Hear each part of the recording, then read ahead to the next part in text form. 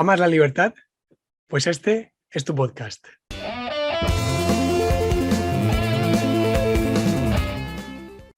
Muy buenas, sean ustedes bienvenidos una vez más a Don't Tread on Me, una serie de podcasts destinadas a divulgar las ideas del liberalismo dentro del proyecto Value for All, con la colaboración, eso sí, de Polynomics. Dedicarle este podcast a todos los socialistas de izquierdas y de derechas.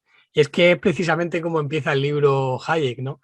Y esto da un poco, pues eso, a la gente le sugiere mucho en el sentido de primera ya viene pisando fuerte el libro y desde luego, en mi opinión, o por lo menos de la experiencia de cuando yo lo leí, pues eso, hará unos ya 2 años, es un libro que realmente no decae en ningún momento. Todo el rato te tiene bastante atento porque realmente no tiene un resquicio de baja, como la suelen llamar.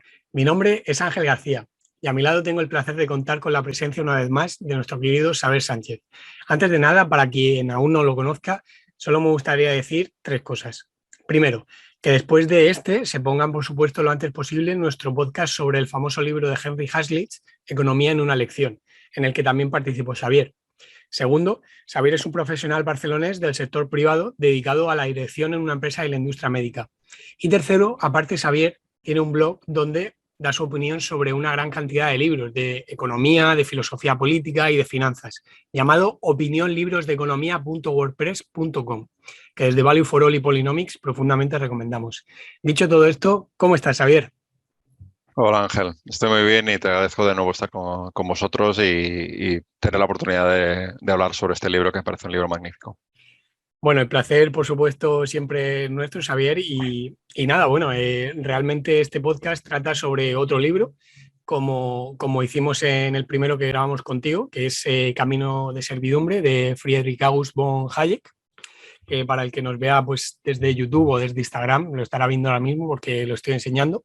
En concreto, esta es la edición de Alianza Editorial, pero bueno, hay más editoriales que también lo han producido y me gustaría empezar hablando un poco sobre la figura del autor, es decir, sobre Hayek. Nace en 1899 en Viena, Austria, es decir, en el corazón de lo que es, digamos, la Escuela Austriaca de Economía, y murió en 1992, es decir, hace no demasiado, hace 3 décadas, en Friburgo de Brisgovia, Alemania. Combatió en las filas del Imperio Austrohúngaro durante la Primera Guerra Mundial. Tuvo la cátedra en la London School of Economics durante dicho periodo, cuando surgió, digamos, su famosa rivalidad con el famosísimo Keynes, digamos, en lo que es la ciencia económica, pues la figura más relevante y yo diría que también más conocida de la historia. Luego pasó a trabajar en la Universidad de Chicago, es decir, emigró a Estados Unidos, donde tuvo una mala acogida por parte de lo que es, digamos, la corriente, también liberal, pero de la parte, digamos, monetarista de la economía.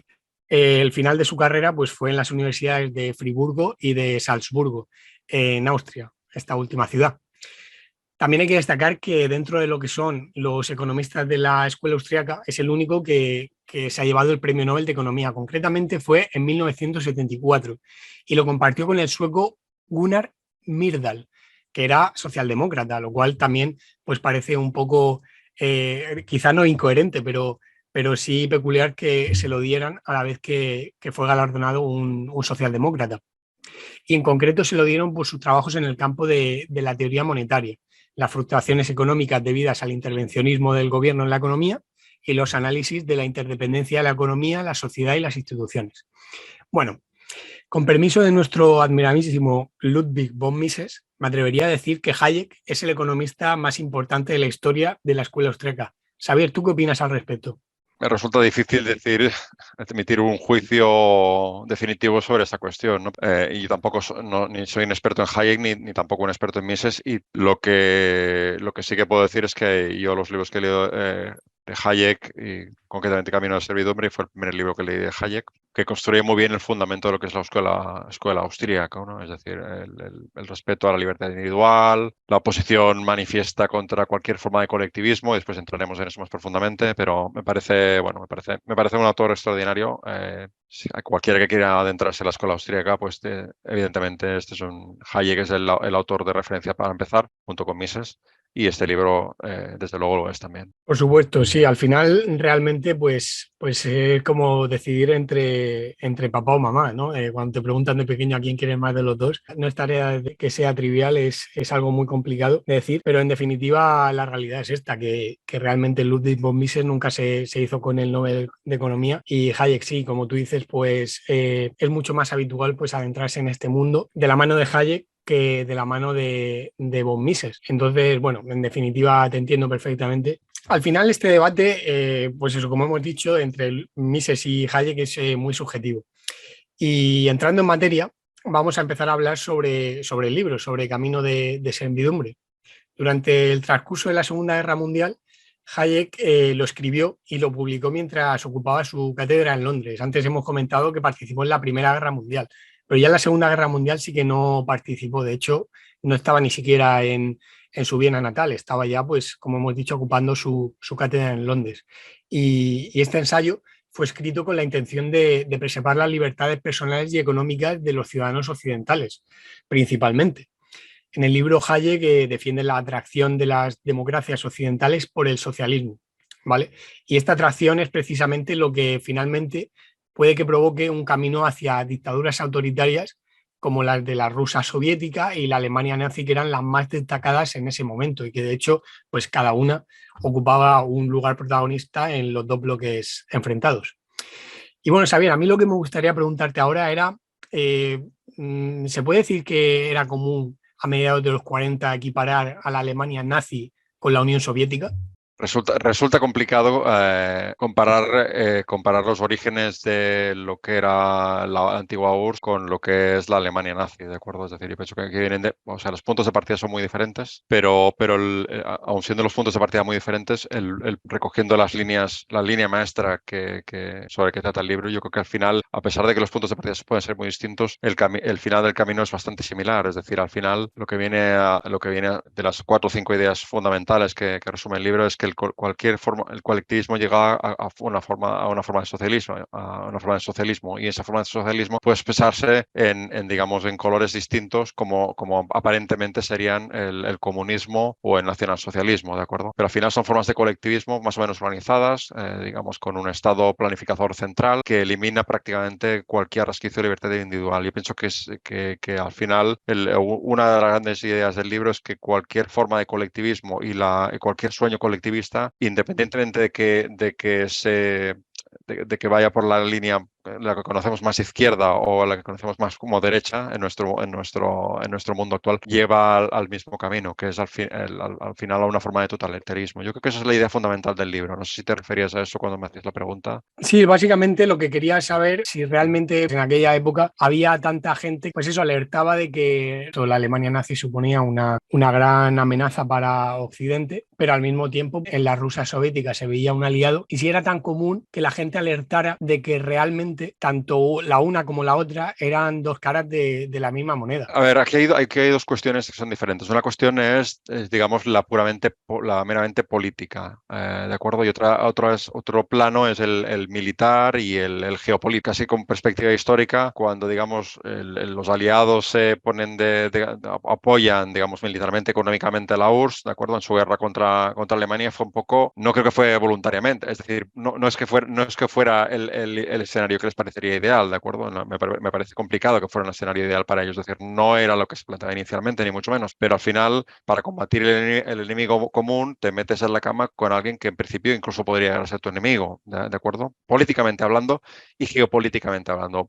Políticamente hablando, porque evidentemente el comunismo tiene un poco que ver con las mentalidades de esos países en ese momento, es decir, con el Reino Unido y Estados Unidos fundamentalmente, es decir, políticamente hablando, es decir, los ideales que hay al final estamos hablando de democracias contra un país comunista, en primer lugar, y en segundo lugar porque la URSS podía representar, como así se representó posteriormente detrás, pues un enemigo geopolítico. Entonces yo creo que eso fue una decisión forzada por parte de esos países de apoyar militarmente a la URSS. Pero en mi perspectiva no creo ni que Churchill ni que Roosevelt vieran con buenos ojos a la URSS, ni mucho menos a Stalin, ¿no? O sea, no creo que para nada lo veían como un aliado natural, sino que fue un aliado forzado forzoso, ¿no? en la guerra contra Alemania.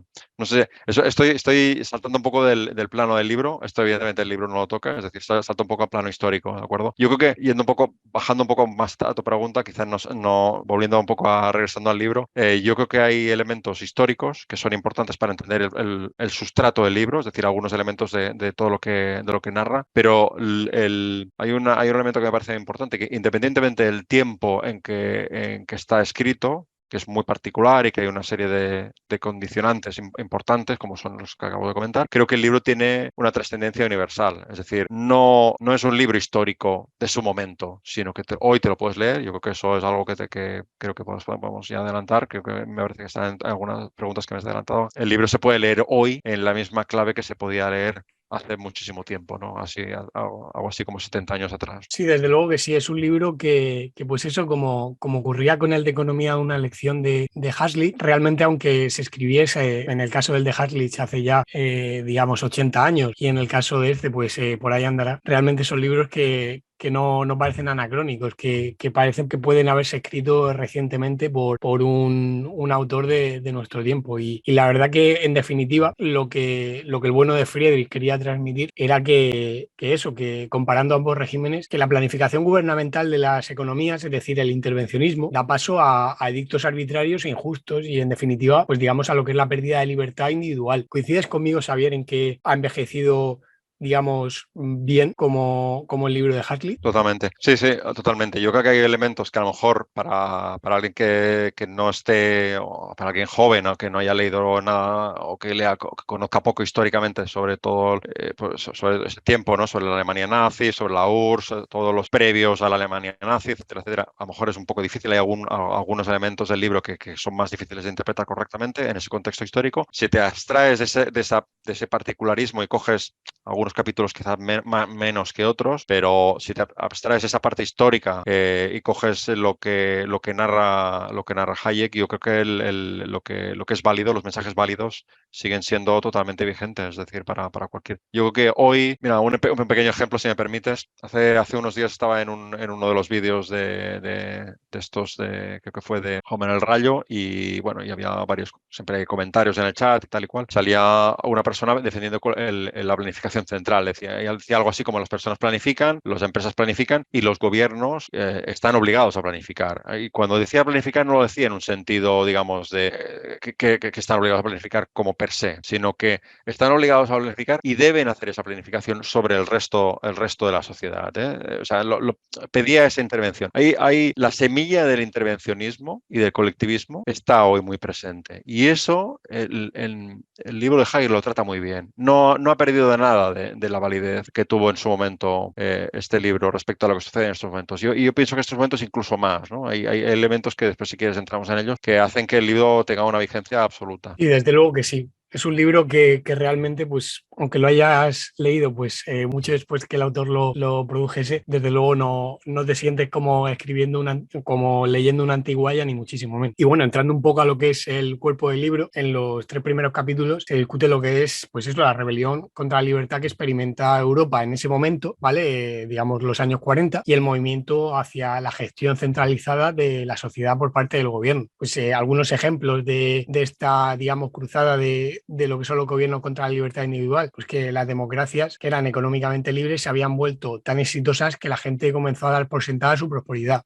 y se irritaba por la distribución desigual de la riqueza. Es decir, esto pues podía generar envidia. Cuando veías que tu vecino pues tenía más que tú, pues esa envidia te llevaba a pensar que el mundo era injusto, básicamente, y es algo que sigue pasando en la actualidad y que no hace falta investigar mucho o buscar mucho para encontrar ejemplos. Incluso nosotros mismos los podemos experimentar en un momento determinado. Alemania, Rusia, Italia adoptaron la planificación central y se convirtieron en dictaduras de forma absoluta. Pues en Alemania estaba Hitler, en Rusia estaba Stalin, bueno, en Rusia, en la Unión Soviética, por supuesto, y en Italia estaba Mussolini, que es precisamente de quien aprendió esto Hitler, y digamos que Mussolini venía del Partido Socialista Italiano. Y en todo este contexto, pues Occidente asume que la planificación y la tiranía no estaban relacionadas, y sin darse cuenta, pues poco a poco, digamos que se va moviendo hacia la implementación de partes del socialismo. A lo mejor no compraban pues eso, toda la ideología completa de estos dictadores que hemos comentado, pero sí que es verdad que algunas de sus políticas pues sí que las iban introduciendo a lo que llamaban ellos pues sistemas democráticos.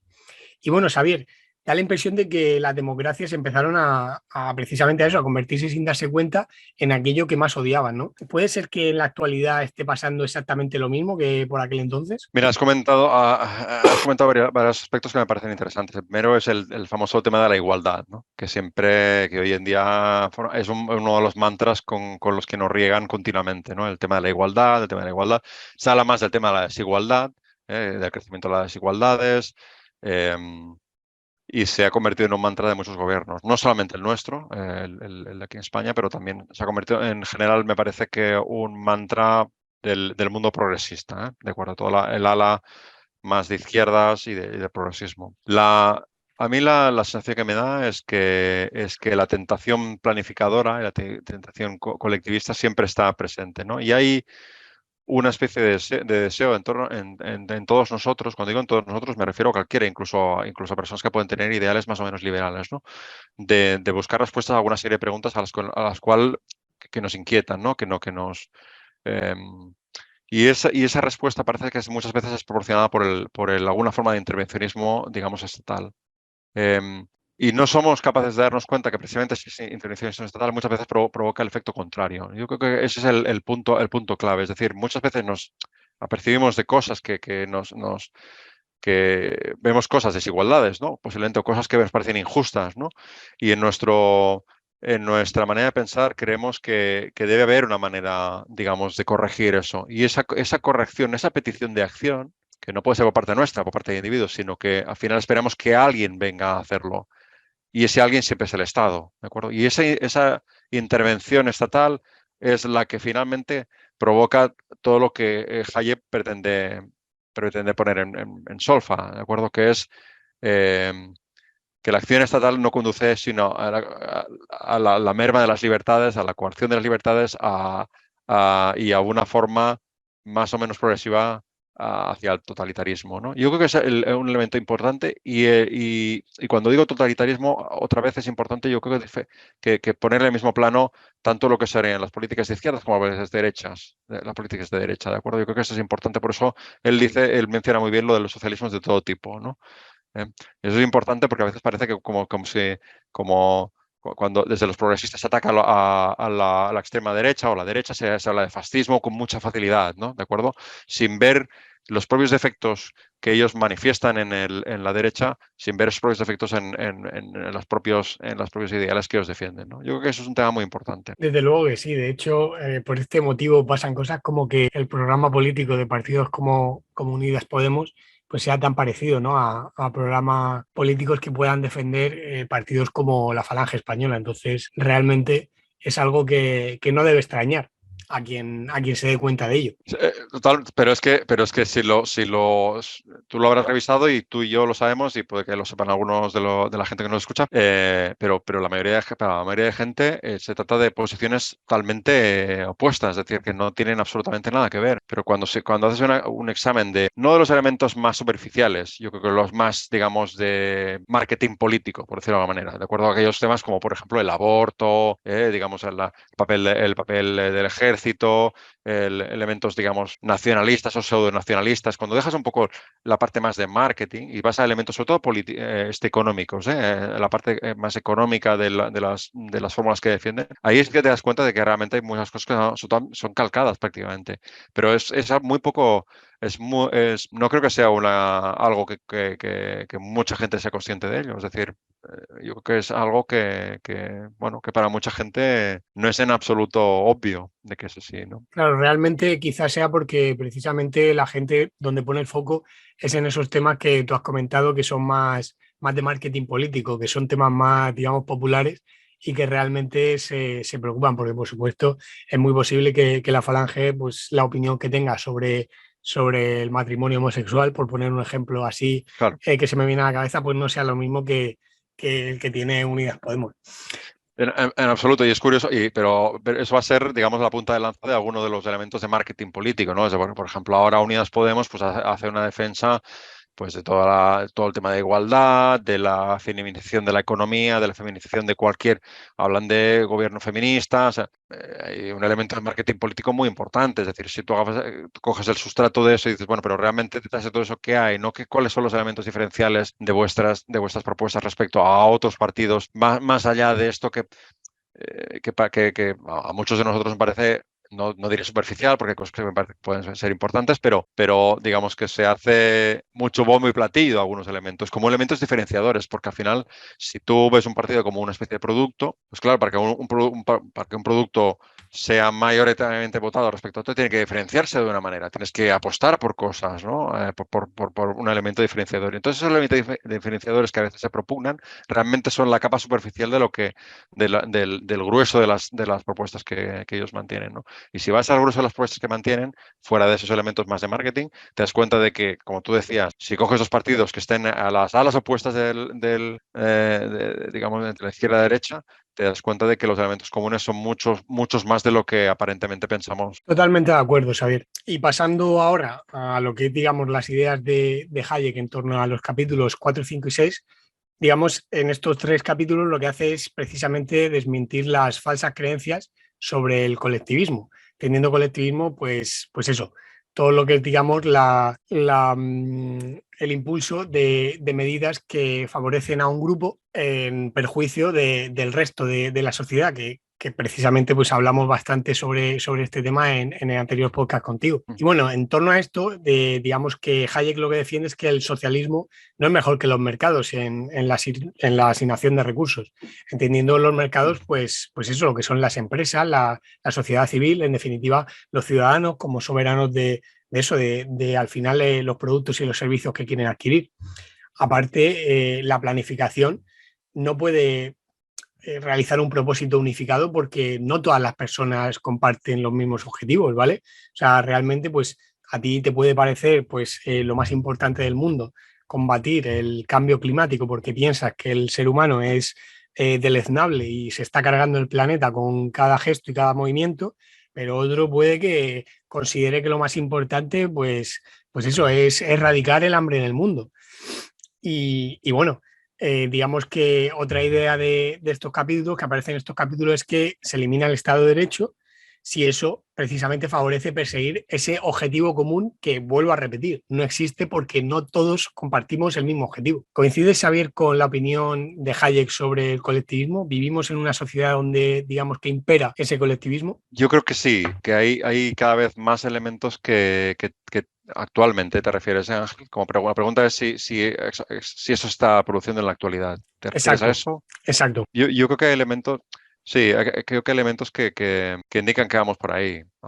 Y hablo no solamente a nivel estatal, sino a nivel de por ejemplo, la Unión Europea. Hay cada vez más, mi sensación es que cada vez más se promueven, digamos, intervenciones más potentes en muchos ámbitos de nuestra vida, ¿no? Hoy he leído un artículo de alguien que no recuerdo, pero me ha parecido muy interesante, hablaba de nacionalpopulismo. Hayek no hace ninguna mención al nacionalpopulismo, pero me ha hecho mucha gracia porque me parece que tiene algo de razón. Que quizá sería más discutible el tema nacional, como el nacionalismo, pero sí que me ha hecho mucha gracia el tema bueno, el conjunto de las dos palabras para construir ese nacionalpopulismo. Y pienso que hay que algo de eso ahí, ¿no? Y especialmente desde 2008.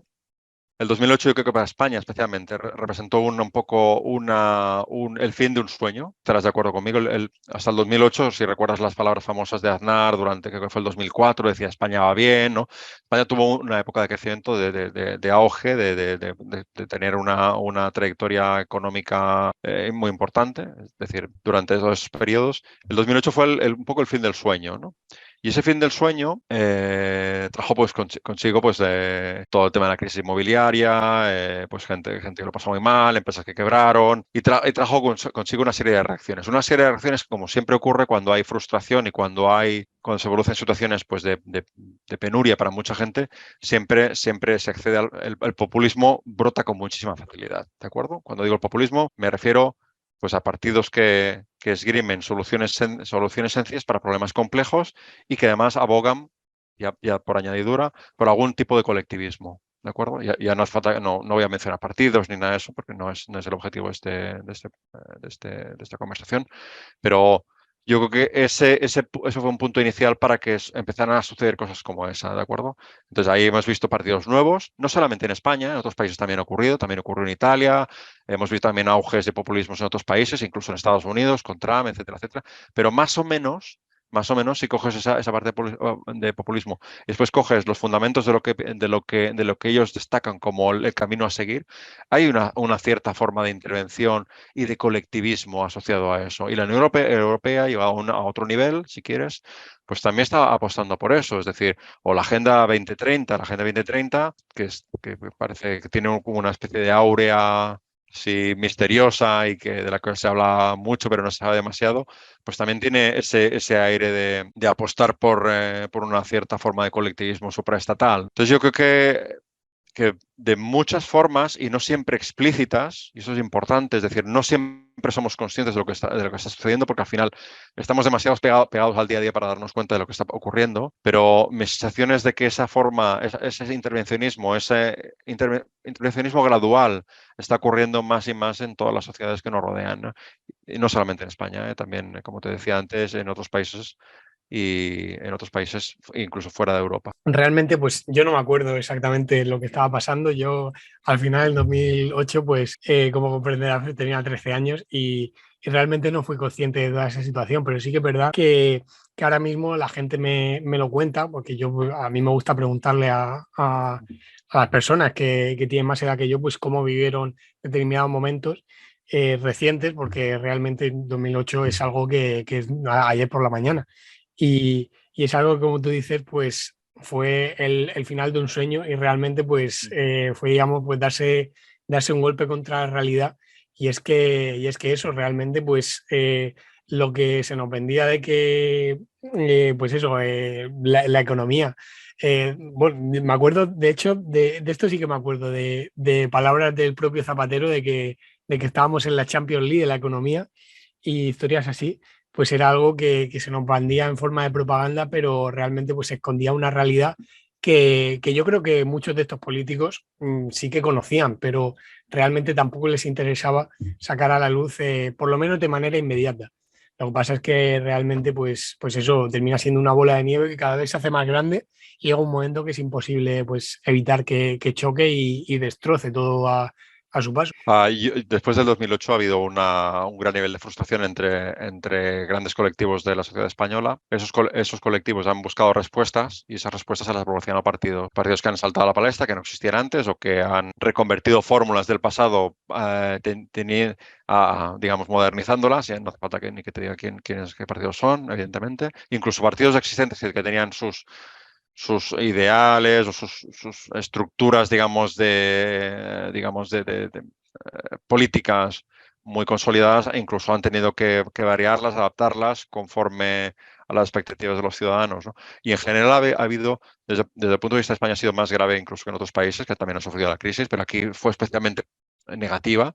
Ha habido una contrarreacción a muchos elementos, entre ellos, por ejemplo, el capitalismo mismo. Es decir, hay una gran parte, si tú no hace falta hacer ningún estudio muy exhaustivo para darte cuenta de que el capitalismo tiene muy mala prensa en estos días. Hay muchas personas que tienen una opinión muy negativa del capitalismo. Capitalismo como forma negativa del mercado libre, ¿eh? Si cuando dices mercado libre suena una cosa como más así, más light. En cambio, cuando hablas de capitalismo tiene una connotación mucho más negativa cuando prácticamente es lo mismo. Estamos hablando de elementos de diferenciadores entre una cosa y la otra, pero que son relativamente pequeños. Pero ha habido una gran reacción. Entonces, esa gran reacción de muchos colectivos en España ha ido a buscar pues esos sueños colectivizadores, ¿no? Con diversas formas, como puede ser la igualdad y como pueden ser otros que ya te puedes imaginar cuáles son, ¿no? Sí, Entonces, yo creo que exactamente. ha habido esa reacción desde 2008. Sí, desde luego que sí. Sí, en el caso que siempre comentamos del capitalismo, pues eso se ha visto en él una suerte de eso, de cabeza de turco. Y al final, pues eso, muchos partidos han crecido por criticarlo, tanto de izquierdas como de derechas. O sea, al final aquí no es cuestión de ideología. Y realmente, pues, si consideras el capitalismo como eso, como la acción de provocar que los ricos sean cada vez más ricos y los pobres cada vez más pobres, como mucha gente piensa que es, pues Correcto. obviamente es algo que va a odiar todo el mundo. Pero sin embargo, si tú te ciñes a lo que es realmente la definición de capitalismo, pues respeto por la propiedad privada y libertad de mercado, como tú has dicho. Entonces, pues realmente eso, mucha gente opta por, digamos, no utilizar esa palabra. A mí me encanta utilizarla porque es una palabra correcta, pero claro, o sea, mucha gente la edulcora diciendo, pues eso, libre mercado, incluso se podría llamar ahorrismo, porque al contrario de lo que mucha gente piensa, el capitalismo, pues tú como para acumular capital tienes que ahorrar. Entonces, pues se podría decir que el ahorrismo es digamos, una suerte de sinónimo de este concepto. Pero bueno, dejando a un lado estos 3 capítulos, pasamos a los 3 siguientes, que son el del séptimo al noveno, es decir, el séptimo, octavo y noveno, donde Hayek examina los peligros que tiene precisamente pues, la planificación gubernamental. En lugar de lograr una mayor autonomía y respeto, los trabajadores en este tipo de sistema planificado son números, son, digamos, engranajes en la maquinaria del gobierno y sus libertades se ven mucho más restringidas. Los salarios justos, digamos, se reservan para los grupos más favorecidos por los planificadores. Y aparte de estas 2 cosas, pues digamos que también la garantía de percibir una renta solo es posible a costa de la libertad de elección de la propia vocación. Es decir, vale, tú a lo mejor tienes una renta asegurada, pero realmente tú no puedes decidir con total libertad a lo que te vas a dedicar. O sea, incurriendo pues en una cantidad de inconvenientes desde, pues eso, precisamente dedicarte a algo que no es ni mucho menos tu vocación, que hay veces que no queda más remedio, pero realmente en un sistema no planificado pues se ve y es ser bastante más consciente de que hay mayor margen de maniobra y tú realmente pues puedes buscar aquello que te llena más y que te hace, pues, en definitiva, parecerá cursi decirlo, pero más feliz al Claro. trabajar. Sí, sí. Entonces, pues eso, mucha gente defiende que en una economía planificada, es decir, completamente intervenida por el gobierno, todo sería estupendo porque habría pleno empleo, ¿vale? Ese fetichismo de pleno empleo. Y todos seríamos funcionarios con nuestro puesto y salarios asegurados. Pero, Xavier, ¿qué hay de verdad en semejante afirmación? Bueno, lo del me recuerda un poco al libro este que fue Un Mundo Feliz de Adolf Huxley o Fahrenheit 451, son libros ya muy antiguos, pero bueno, que tienen un poco de todo eso. O George Orwell, 1984, George Orwell, ¿no? No sé si has tenido oportunidad de leer alguno de ellos. Sí, Bueno, son libros recomendables. Ya, 1984, sí. 1984, el Fahrenheit 451, este Mundo Feliz. Ya son libros que leí hace mucho tiempo, pero bueno, van un poco en la misma línea, ¿no? Si tú no puedes dejar que, si tú no puedes permitir que las personas decidan libremente a qué quieren dedicar su vida, yo creo que no, ellos no van, algunos puede ser que no sean felices, ¿no? Digamos, buscando su propio camino para poder dirimir en qué quieren ser válidos en la vida, ¿no? Pero el hecho de que de una forma centralizada tú afirmes quién tiene que hacer qué en cada momento, pues no para nada asegura la libertad personal, ¿no? Es decir, yo creo que como, como muy bien defiende Hayek y yo creo que estoy profundamente convencido de ello, es que la única manera de respetar, de garantizar que una persona sea libre es que pueda tomar decisiones sobre a qué quiere dedicar su vida. Y eso evidentemente, no solamente en lo que atañe a lo económico, que también, es decir, Hayek también dice que no hay libertad personal sin libertad económica. Bueno, es algo también defienden todos los liberales. No hay una cosa sin la otra, ¿de acuerdo? Porque si tú al final no puedes gastarte el dinero que tú has ganado pues como tú quieres, pues también tu libertad se restringe totalmente, ¿no? Pero al final la única manera que yo creo que tenemos de ser libres es poder decidir libremente de forma autónoma a qué quieres dedicar tu vida. Y eso, evidentemente, quiere decir que tú hagas algo provechoso para ti y para los demás. Pasando ya a lo que es, digamos, los capítulos 10 y 11, se analiza cómo la planificación central pues, distorsiona precisamente los incentivos políticos, ¿vale? Entendiendo incentivos políticos, pues los incentivos que tienen las personas que nos gobiernan a hacer las cosas bien para que cada vez seamos más prósperos. Ellos lo que buscarían al margen de estos incentivos, al margen de que nuestra sociedad sea más próspera, será su propio beneficio, ¿no? Y bueno, en lugar de que las mejores personas lleguen al cargo, se atrae a lo peor de lo peor. Es decir, a aquellos que desean el poder de manera lo más arbitraria posible, ¿vale? De forma completamente injusta. Y estas ansias de poder llevan a los gobernantes a alentar a la población a creer en la propaganda que promueve sus planes, lo cual hiere de gravedad la búsqueda de lo que es la verdad. En esto entra un poco lo que tú decías anteriormente, Xavier, de que al final pues realmente los que votan se fijan más en cuestiones de marketing político o si quieres pues de temas populares como puede ser el aborto, la eutanasia, la igualdad de género y bueno, la igualdad de género que es un tema crucial obviamente, pero en definitiva que buscan para ellos poder vender su propaganda, busca que la gente se centre en ese tipo de cosas que son sencillas y realmente hacen que la gente se vuelva un poco más ignorante en cuestiones como es la gestión económica y que realmente ellos muchas veces pues digan, no, si es que con la importancia que tiene el aborto, la eutanasia y demás, realmente las cuestiones económicas pues a mí no me importan, porque mucha gente opina de esa manera, sin ser consciente de que al final realmente que nuestro país se endeude año a año, pues es algo que nos perjudica gravemente a nosotros y a nuestros hijos y a nuestros nietos, porque al final lo que ningún político defiende parece, independientemente del signo político, es la solidaridad intergeneracional. Perdón. Vamos con nuestra habitual dosis de hateo, ¿no? Hacia lo que es la política de nuestro país. ¿Son nuestros políticos ciudadanos realmente ejemplares? ¿Son mucho mejores que los burócratas de Bruselas?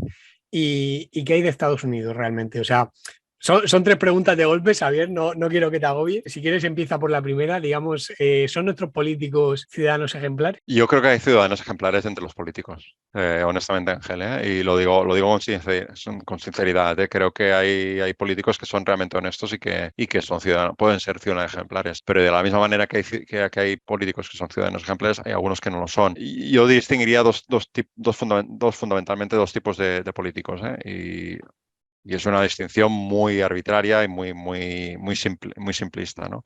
Es decir, aquellos que están realmente convencidos de lo que propugnan, por tanto, son gente con ideales firmemente arraigados y realmente lo que defienden y lo que propugnan, pues bueno, tienen convicciones profundas respecto a esos ideales. Y después otro tipo de políticas que son políticos, digamos, maquiavélicos, podemos decirlo así, de una forma muy simplona, ¿no? Maquiavélicos me refiero, es decir, que ansían el poder por el poder y el, digamos, el sustrato ideológico tiene mucho menos peso.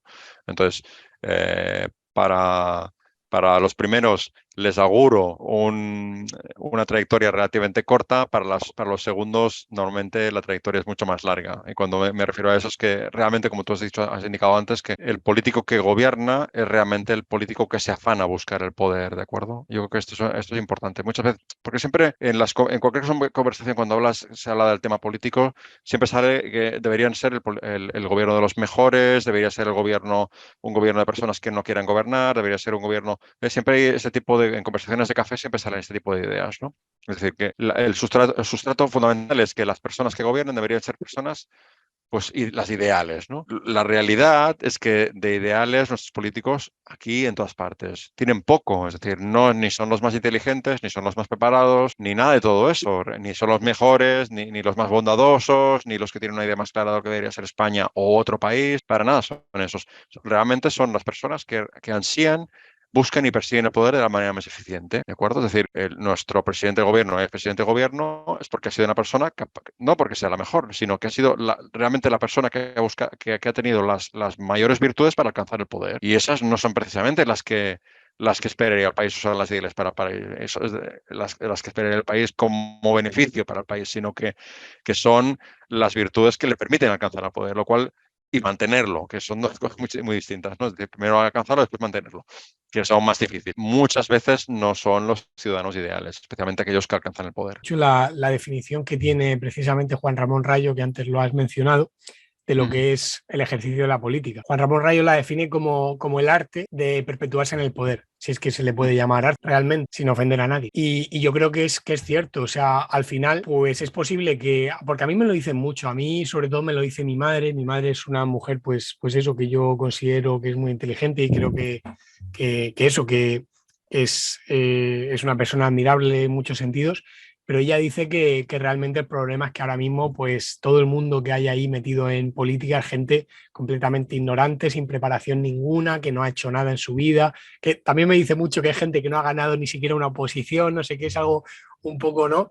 Por lo menos en la generación de mi madre, lo de ganar una oposición era algo, o sea, ganar una oposición, conseguir plaza de funcionario era algo pues como muy admirable, entonces, pues eso, ella al no verlo en este tipo de políticas y verlo en este tipo de políticos y verlo en políticos de hace algunos años, pues le hace pensar que eso, que ahora mismo pues estamos gobernados por gente que no está preparada. Pero realmente yo coincido más contigo, que en definitiva, pues independientemente de la preparación de los políticos, que los habrá más o menos letrados, más o menos buenos, en lo que hacen, pues al final de lo que depende que tú seas político es de esas ansias de poder que tengas y realmente cómo te muevas. Como tú has puesto el ejemplo de nuestro presidente. Nuestro presidente es el claro ejemplo de persona que es capaz de alcanzar el poder de la forma, aunque sea más torticera posible, y de mantenerse en él. Y es algo pues que desde luego hay que admitirlo y es una capacidad que no todo el mundo pues tiene y que realmente, pues aunque muchos de nosotros tampoco sea algo que admiremos, pues es algo que hay que reconocerle.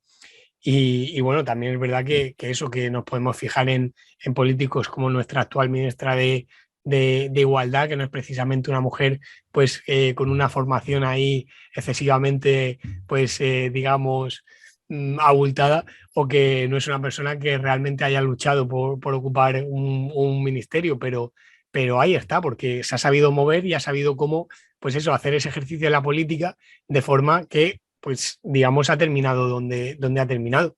Y realmente yo creo que esto, al final, como te he preguntado, que si eran ciudadanos ejemplares nuestros propios políticos y, digamos, comparándolos un poco también con los que hay en Bruselas, entendiéndose Bruselas por, pues eso, en la Unión Europea y en Estados Unidos, yo creo que un poco más de lo mismo. O sea, se me ocurre, pues, gente como Christine Lagarde, como Joe Biden en el caso de Estados Unidos, es gente que eso, que lleva décadas dedicándose a esto y que en un momento determinado han visto la oportunidad de ocupar un cargo de relevancia y ahí se han quedado y de ahí no se han movido. Por un exceso de inocencia, ¿no? Pero a mí me gustaría pensar que la mayoría de políticos creen en lo que propugnan, ¿de acuerdo? Es decir, que hay sinceridad en las palabras de muchos de ellos.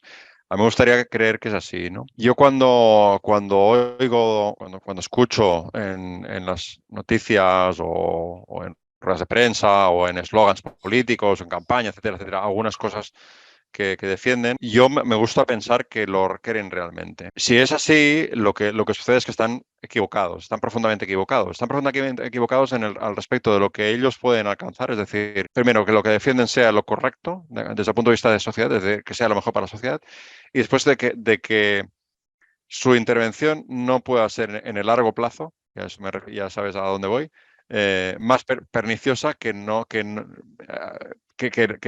hacer, no tomar ninguna decisión a ese respecto. Es decir, muchas veces, como ya hemos comentado alguna vez, muchas veces sucede que cualquier determinado tipo de política lo que hace es, bueno, beneficiar a un colectivo en el corto plazo mientras perjudica en el largo plazo. Y ahí podemos meter muchísimas cosas, desde control de precios, el tema del salario mínimo y multitud de decisiones respecto a, por ejemplo, ahora aquí en Cataluña se habla de compañía energética pública, de acuerdo, todo ese tipo de ideas, ¿no?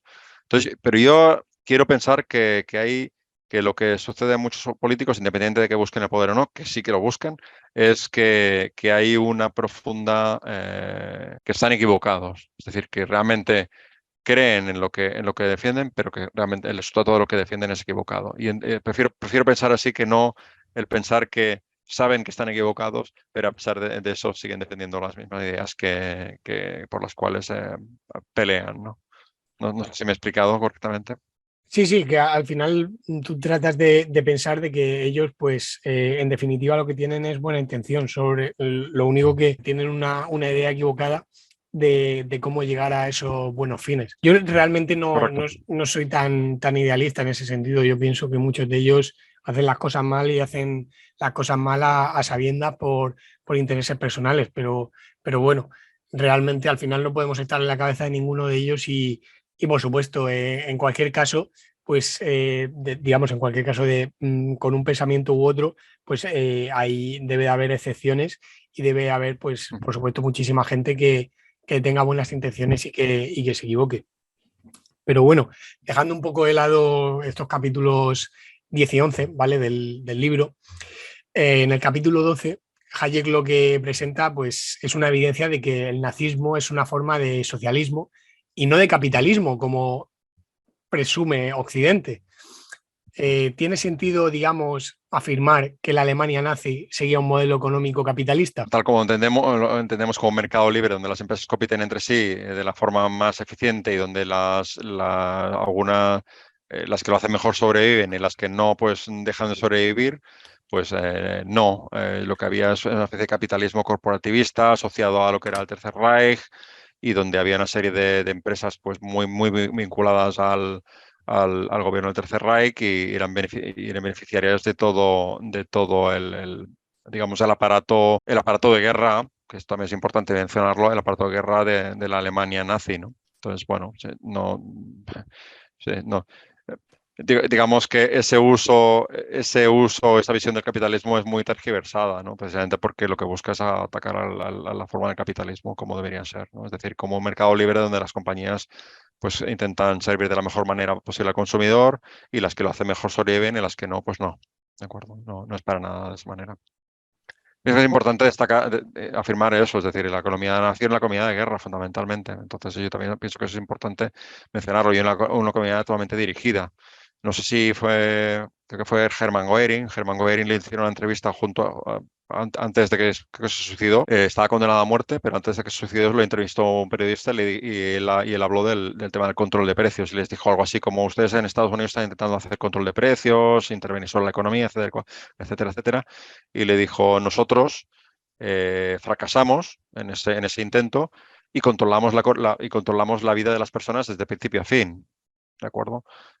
Y fracasamos a pesar de eso. Este es un mensaje importante, es decir, el Hermann Goering lo que decía es que no, lo que estaba diciendo es que no había mercado libre, sino que había un mercado dirigido y que eso llegaba hasta el control absoluto de las personas, independientemente de que después, evidentemente, surgían mercados negros, como te puedes imaginar, surgía toda esa economía paralela, ¿no? Pero yo creo que es importante mencionar, en una economía dirigida no existe el capitalismo, no, son dos términos que deberían ser incompatibles. Exactamente. Quizá sí que es posible que haya digamos, digamos en economías dirigidas por el gobierno, un cierto capitalismo de amiguetes, ¿no?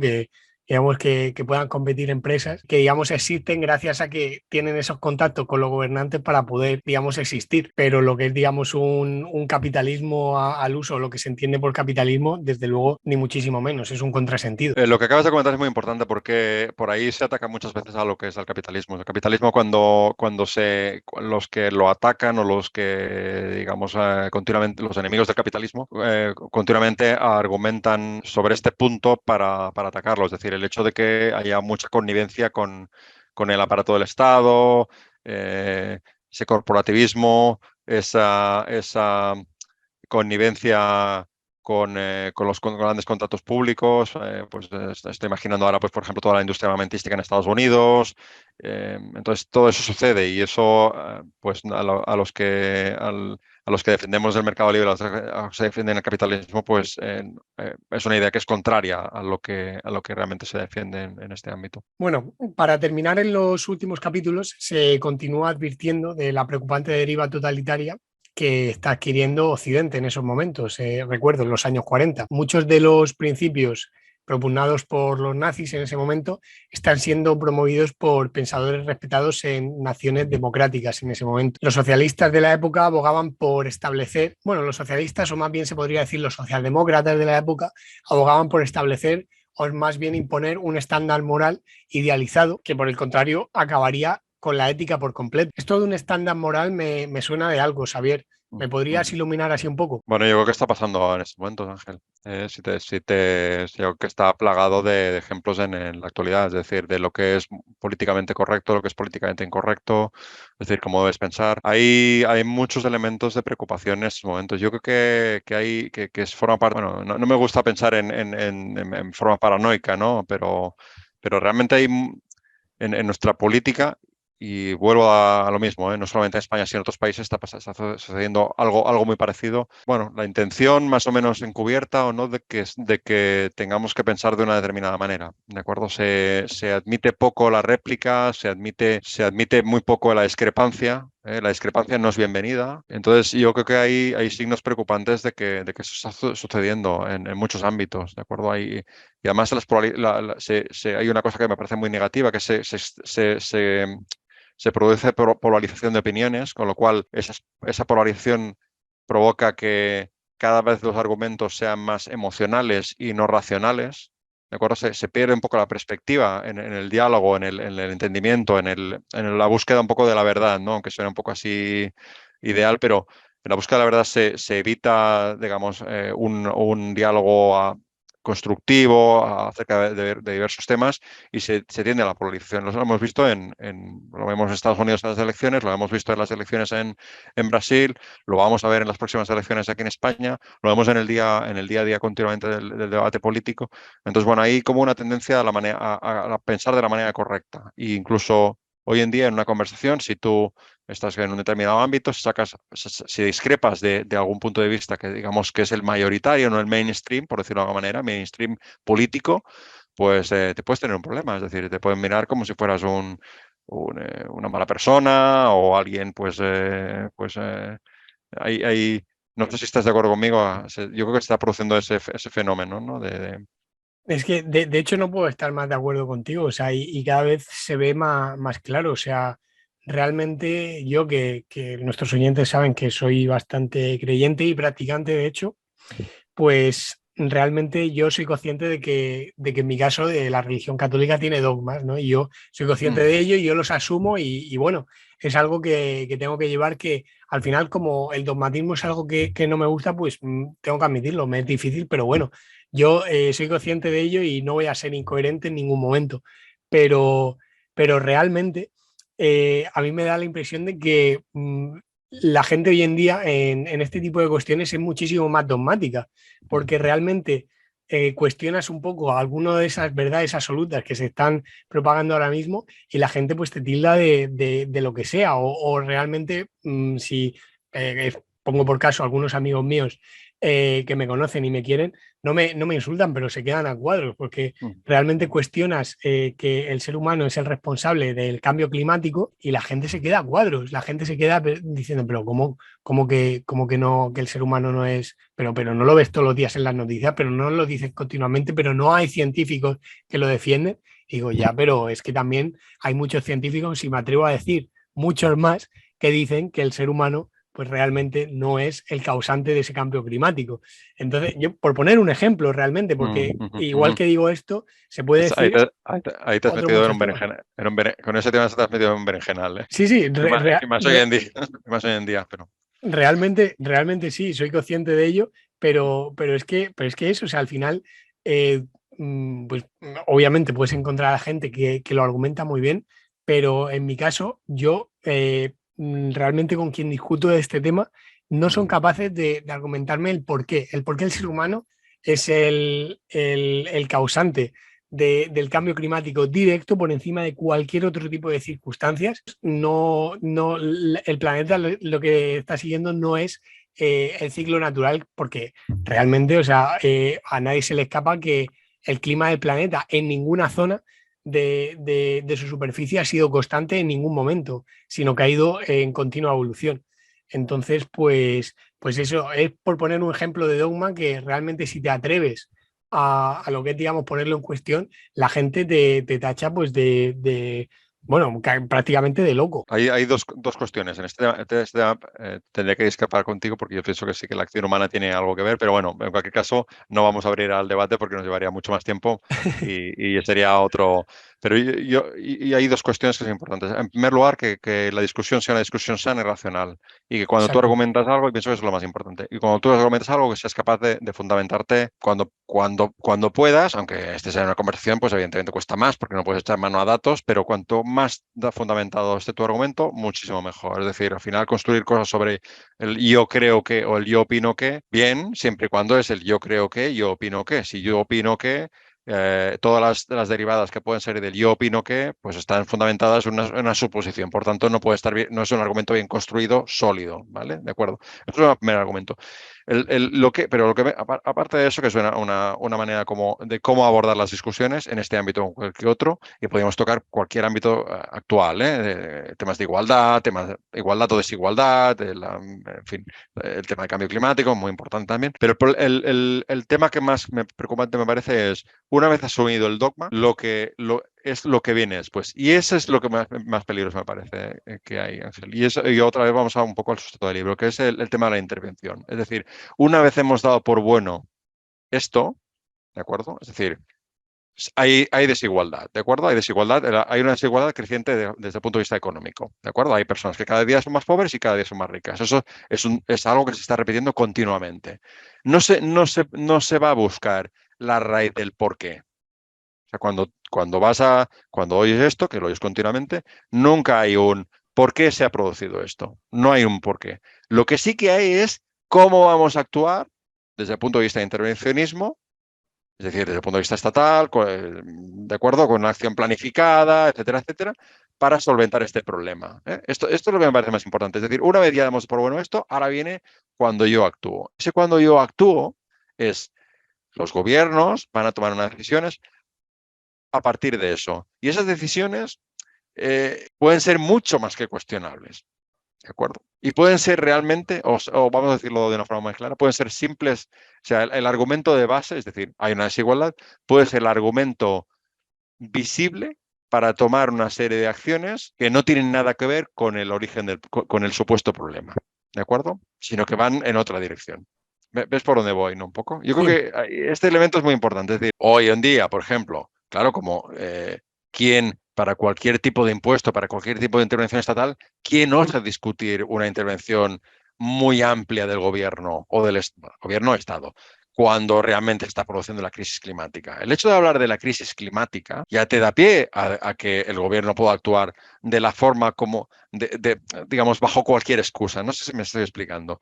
Es decir, ya tengo la justificación, como esto es una crisis y como es urgente y como tengo que tomar acciones inmediatas, yo, que me asumo la capacidad de poder actuar para poder remediar este problema, ya tengo la excusa perfecta para tomar esta acción. Voy a ponerte un ejemplo, que es el tema de las armas de destrucción masiva en Irak. ¿Sí? Si recuerdas la intervención de Sí, Estados Unidos en Irak, el argumento fue, o sea, podrían haber dicho, oye, que si el petróleo, que la razón, la razón fundamentalmente por el control de los pozos petrolíferos de Irak, que representaban una parte muy importante pues, en la producción mundial de petróleo.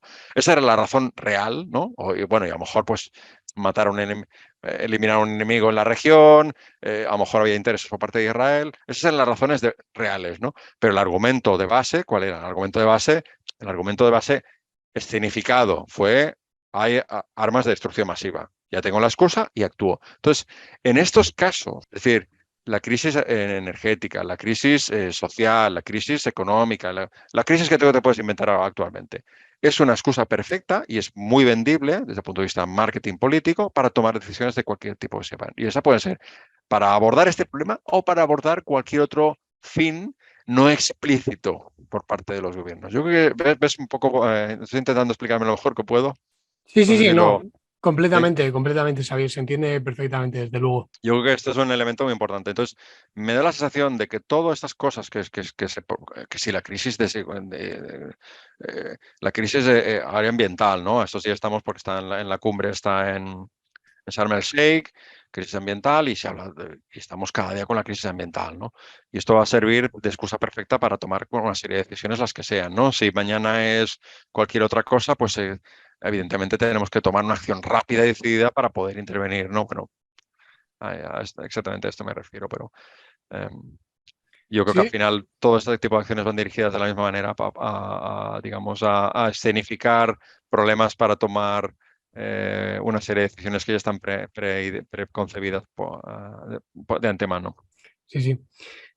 Utilizando un poco la ventaja que me has concedido con el tema de la cumbre del clima que se está celebrando ahora, pues que la gente se meta a ver el menú y lo que es, digamos, la comida que se está sirviendo en esa cumbre, que muchos de estos políticos que asisten, pues eso, se dedican a decir cosas como que realmente tenemos que hacer un consumo, pues eso, mucho más reducido de alimentos de origen animal para poder, pues eso, digamos, darle la vuelta a esta crisis climática, que vean el menú que tienen allí de carne, de pescado y de todo tipo de comida que no es de origen precisamente vegetal y que se den cuenta realmente la hipocresía que muchos de ellos, pues digamos, manifiestan en muchas de sus declaraciones. Pero bueno, al margen de eso, también Hayek en estos últimos capítulos del libro, pues digamos, defiende cosas como que el colectivismo en muchas cosas pues equivale a imitar a Hitler, por supuesto no en todas, y que la campaña, digamos, para crear un organismo de planificación internacional simplemente pues lo que haría sería imponer de forma magnificada el colectivismo en todo el mundo. Lamentablemente, lo cierto es que mucha gente confunde los conceptos de globalismo, gobierno global, que podrían ser entre sí sinónimos, con lo que es, digamos, globalización. ¿Cuál es la diferencia realmente entre globalismo y globalización, Xavier? Bueno, no soy posiblemente el mejor para definir ambos términos, pero lo que tengo entendido es que, bueno, al final la globalización no corresponde sino al libre movimiento de mercancías y servicios a lo ancho y a lo largo del mundo. Es decir, bueno, que es lo que estamos viviendo ahora, que en lo que estamos actualmente con limitaciones, ¿no? Por parte de determinados gobiernos, ¿no? Pero al final, pues bueno, quiere decir que una compañía puede operar y puede servir en diferentes mercados y en diferentes países y vender sin restricciones y operar allí donde crea conveniente, pues en función de sus propios intereses. Y de la misma manera, yo puedo ser capaz de comprar pues un producto fabricado en un sitio, digamos, pues que no sea un producto nacional y vía pues cualquier tipo de instrumento comercial, ¿no? Y en cuanto al globalismo, pues bueno, lo que parece que es globalismo propugna es el gobierno, un gobierno de ámbito global, ¿no? Es decir, un gobierno pues que desde el punto de vista político pueda tomar decisiones a nivel a nivel de lo que es supranacional, ¿no? Y esto es bueno, es fundamentalmente pues el sueño colectivista llevado hasta el ámbito terráqueo, ¿no? De alguna manera. Claro, no, sí, es, digamos, pues digamos, esa planificación, pero ya a escala planetaria y lo que es, digamos, de forma exacerbada. Y, por supuesto, al contrario, como tú has dicho, la globalización, pues es, digamos, el libre comercio pues, a nivel mundial y la libre circulación de productos, de servicios e incluso de personas por todo el mundo y que realmente eso sí que desde aquí, pues defendemos que es algo que nos lleva a la prosperidad no solo local, sino a nivel mundial. Sin embargo, el globalismo es algo que nos condenaría a lo que es, pues eso, la pobreza al mundo entero, realmente. Y bueno, hasta aquí, digamos, toda la información que queríamos meter en el podcast de hoy. No sé, saber si te gustaría añadir algo más, si algo se nos ha quedado en el Sí, tintero que no hemos hay, dicho. hay una cosita que sí que me gustaría, y me la he recordado ahora y que sí me parece importante. Yo creo que Hayek, sobre todo en las primeras páginas, en los primeros capítulos, no defiende exactamente la desaparición del Estado. Es decir, él no defiende un laissez-faire per se, es decir, no defiende la erradicación del Estado, ¿no? Él sí que, yo lo que creo entender es que él sí que cree en un Estado, pero es un Estado con unas atribuciones limitadas, es decir, y que no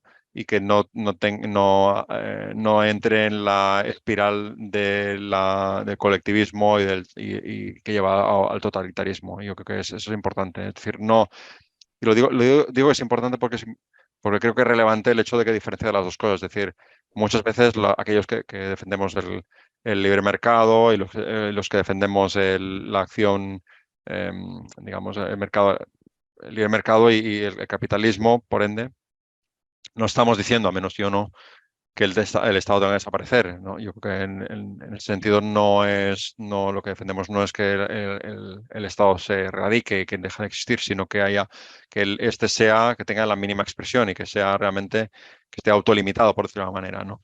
Y yo creo que esto es importante y Hayek lo menciona en el libro, al menos al principio. No, no es un elemento muy importante de todo el libro, pero sí que lo menciona y creo que es importante. Porque Sí, al final se nos acusa, a algunos que pensamos en la misma línea, de que no, lo que queréis es que no haya Estado, claro, si no hay Estado, esto va a ser un caos y una anarquía y tal y cual. Cuidado, yo no estoy diciendo eso, ¿no? Al menos no algunos de nosotros no decimos que el Estado tenga que desaparecer, sino que sí que tiene que haber Estado, pero el Estado tiene que estar autocontenido, no como sucede ahora.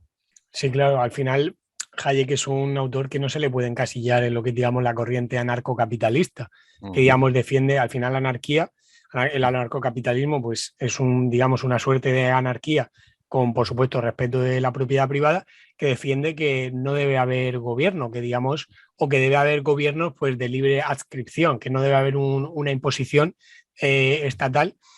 Sin embargo, pues hay otra corriente dentro del liberalismo que se llama minarquismo, que defiende pues precisamente eso, ese principio que también aparece en el libro de Rayos sobre el liberalismo, los principios básicos del orden político liberal, que es el Estado limitado. O sea, la presencia de ese Estado, pero ese Estado pues muy bien acotado, que obviamente pues no suponga un porcentaje del Producto Interior Bruto como el que supone en países como España, pero que ese Estado, digamos, ese mal menor, por decirlo de alguna manera, pues exista, pero que por supuesto esté muy limitado.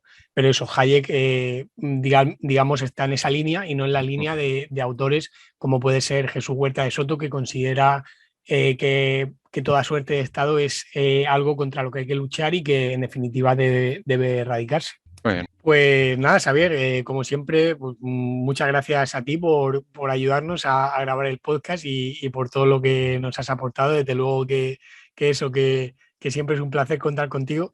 Muchísimas gracias a todos los oyentes, por supuesto, por escucharnos y nada, recordarles que nos sigan en todas nuestras redes sociales y nada, como te he dicho, Xavier, un placer contar contigo de nuevo y espero contar contigo próximamente. Ángel, muchas gracias a ti y ha sido un placer.